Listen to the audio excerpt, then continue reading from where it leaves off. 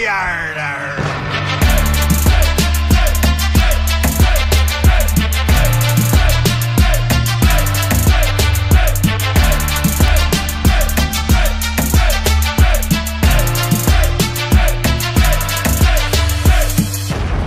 salut la compagnie. Bon, on se retrouve aujourd'hui pour une petite vidéo sur l'étang d'un ami, d'un très bon ami, qui n'est plus que l'étang Milan. Donc j'ai déjà fait une vidéo sur ce plan d'eau, mais c'était avec Kiki, ça devait être mois de février, je me rappelle, il avait neigé. On avait réussi en 48 heures à faire un poisson chacun. Et là, bah, j'aime bien me torturer, donc je reviens au mois de janvier encore. Par contre, les conditions sont bien meilleures. Là, aujourd'hui, on doit avoir un 14-15 degrés. Donc c'est pas mal. Donc voilà, je vais changer de poste, je vais me mettre un peu plus centré sur l'étang parce qu'il y a Kiki encore qui revient et Victor. Donc on va être 3 répartis sur le plan d'eau. Je veux pas en fait qu'on se mette 2 au poste 1, enfin je veux dire entassé au poste 1 et 1 tout seul au fond au poste 2. Ça va vraiment être voilà, Kiki va se mettre au début du poste 1, moi je vais me mettre en fait vers, il y a un petit panneau. Je vais me mettre là au milieu quoi, du plan d'eau, et puis Victor se repliera peut-être sur le fond, ou alors il fera un peu comme il voudra parce qu'il arrivera en dernier. Donc voilà, donc tout ce que j'espère c'est qu'on arrivera à déclencher de la touche. On va essayer de varier les techniques, varier les appâts, varier les couleurs, tout ça. Donc voilà, on va essayer de sortir un peu notre épingle du jeu, peut-être avec les qualités de nos appâts. Donc moi en l'occurrence là j'ai ramené les nouvelles billes de Cheo de Spot.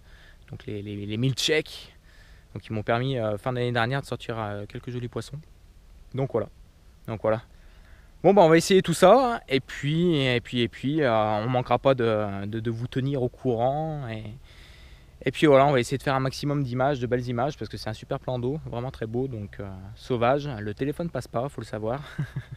En tout cas moi je suis chez Orange et le téléphone ne passe pas ou a vraiment beaucoup de mal à passer. Donc voilà. Bon bah allez. A très vite les amis.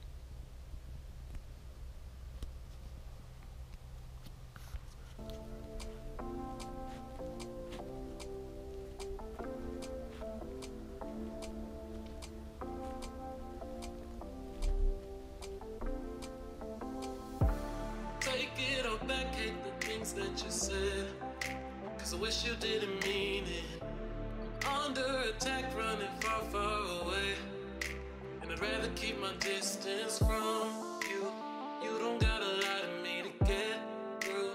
Push and pull me off into the deep and let's pretend that nothing ever happened on that night.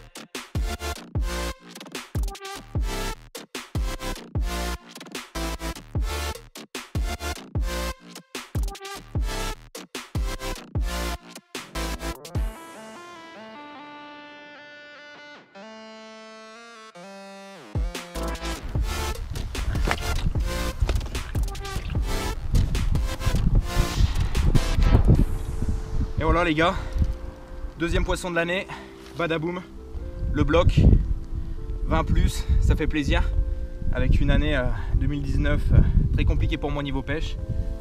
Là badaboum, je reviens en force, bien aidé je pense par les milkshakes de chez Eau de Spot, la nouvelle, qui fait déjà bien parler d'elle, donc ça fait super plaisir. Un super poisson, pas abîmé, parfait.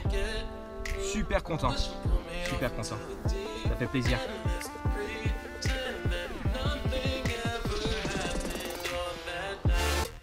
Yes. Allez hop, on va la relâcher.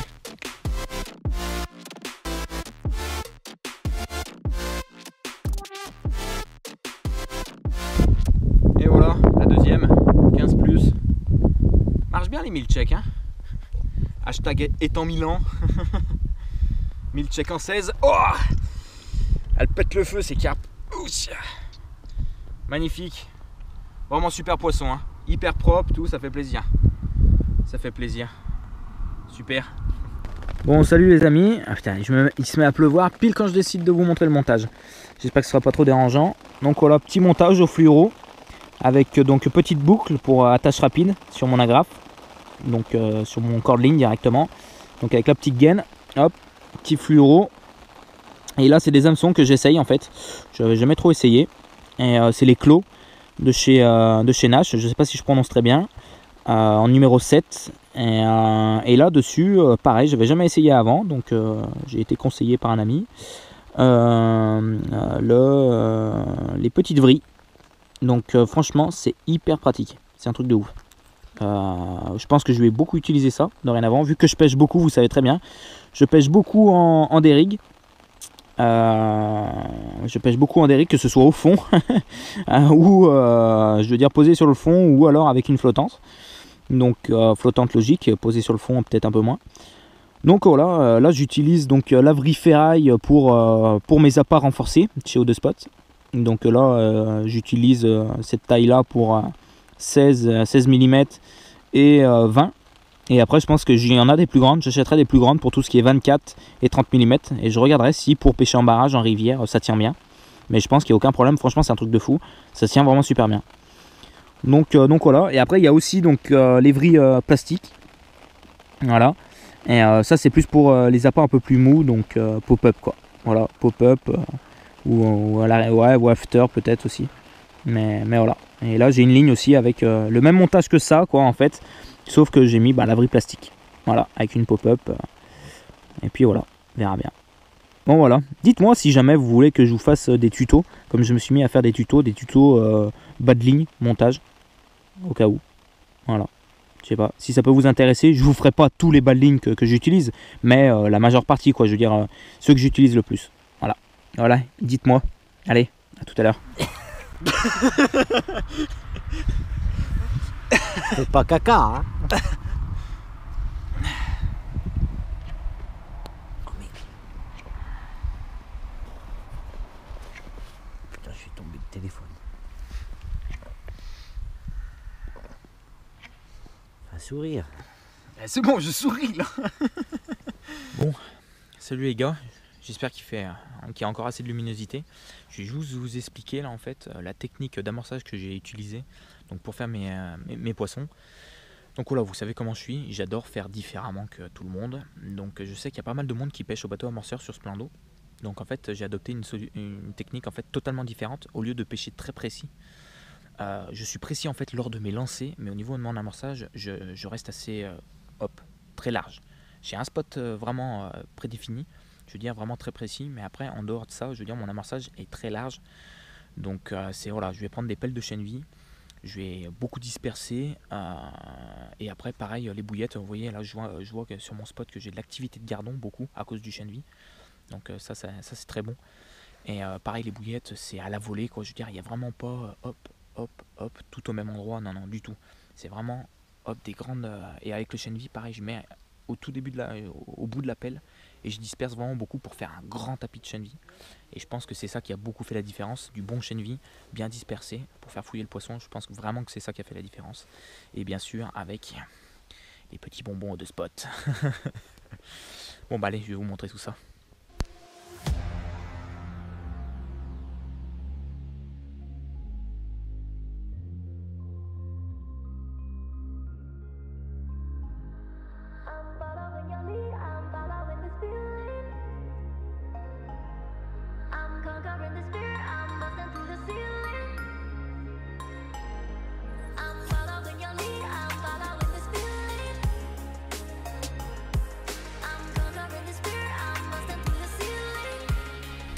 Bon, on va discuter maintenant un peu de la pêche un peu en eau froide.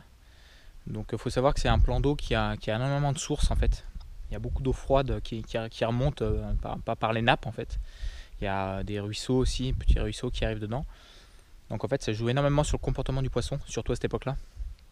Et aussi en été, vu qu'il y a de l'eau fraîche qui arrive. Donc ce qu'il faut c'est trouver ces points d'eau fraîche en été je parle. Mais là en hiver, vu que l'eau est froide et qu'il y a encore de l'eau froide qui arrive, c'est assez compliqué.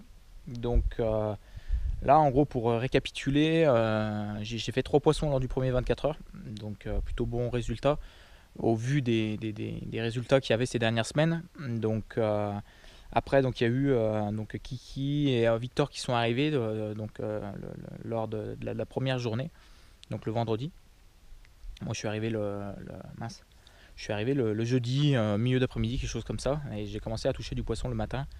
Donc le vendredi matin, Et du coup, ben voilà, je pense qu'en fait la première nuit, il a vraiment fait super bon. Je veux dire, il faisait peut-être quelque chose du style peut-être 10 degrés, quelque chose comme ça. Donc à cette époque-là, c'est quand même une des bonnes températures.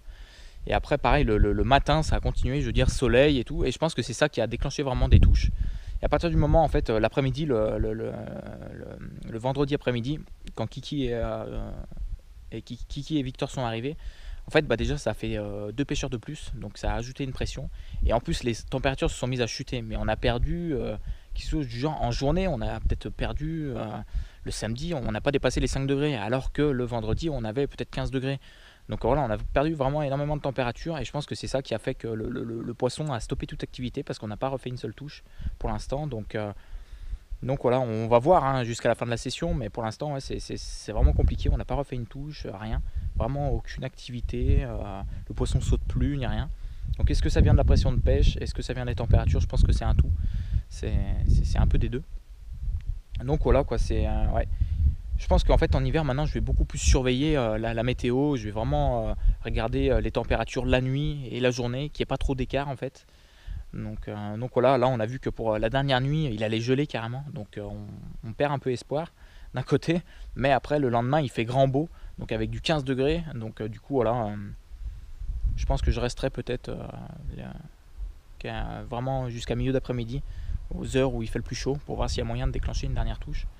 Et puis voilà. Donc voilà, c'était un peu le point météo, conditions, conditions météo de la vidéo. Voilà. Bon allez, à plus. Bon, on va parler maintenant un peu du style de domaine qui est l'étang Milan. Donc c'est un domaine très sauvage. Comme je vous l'ai dit déjà, le téléphone ne passe pas. Donc quand vous venez à l'étang Milan, c'est pour être généralement tranquille. Je veux dire, c'est pour vous plonger à fond dans votre pêche et pas être sans arrêt sur Facebook ou en train de regarder des vidéos YouTube. Donc si vous voulez vous triturer les méninges dans votre pêche, c'est vraiment le bon endroit. C'est pas un endroit où vous venez pour faire des dizaines et des dizaines de départs par 24 heures. Mais c'est voilà, c'est un domaine où il faut se triturer un peu les méninges pour faire du poisson. Il y a du très joli poisson à prendre. Il y a une belle moyenne de poids, vraiment, comme j'ai pu vous le prouver avec cette magnifique 20+. Donc voilà quoi. En gros là, je suis à 3 poissons et ça fait une moyenne de, je dois être à une moyenne de quelque chose du style 15, 16. Donc c'est vraiment énorme pour un étang quoi, je veux dire. Donc voilà, j'ai très rarement fait des moyennes aussi élevées. Donc voilà quoi, c'est vraiment sympa. Vous avez les ragondins qui passent, beaucoup de canards. Donc voilà, ça reste beaucoup sauvage. Les sangliers qui font les cons derrière. Donc voilà quoi, c'est vraiment un super plan d'eau, agréable. Il y a beaucoup de poissons blancs aussi. Il y a du carnassier, donc c'est vraiment varié quoi. Donc bon, après faut demander l'autorisation. Je suis pas sûr que ce soit autorisé de pêcher le carnassier. C'est vraiment en étant que pour la carpe. Donc voilà quoi, mais voilà, vous avez que 2 postes, un chalet par poste. Au niveau fond du plan d'eau, c'est assez régulier.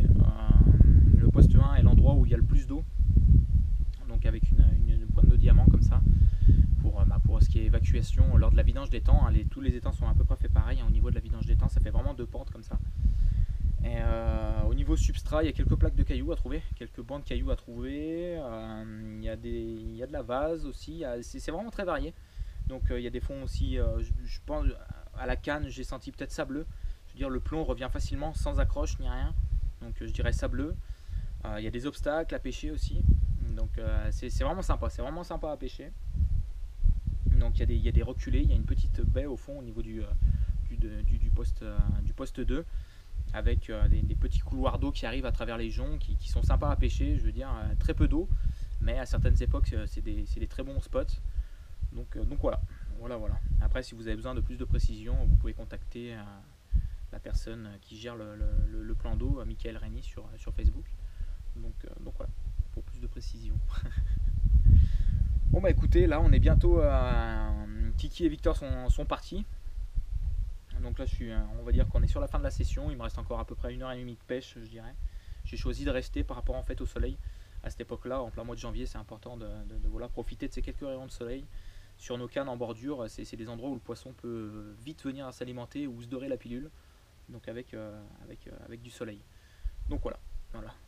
Bon bah allez, j'espère que nos images vous auront plu, que ces poissons, que ce domaine vous aura plu autant que moi. Et puis bah, je vous invite à y venir. Bon bah allez, à plus les amis, ciao.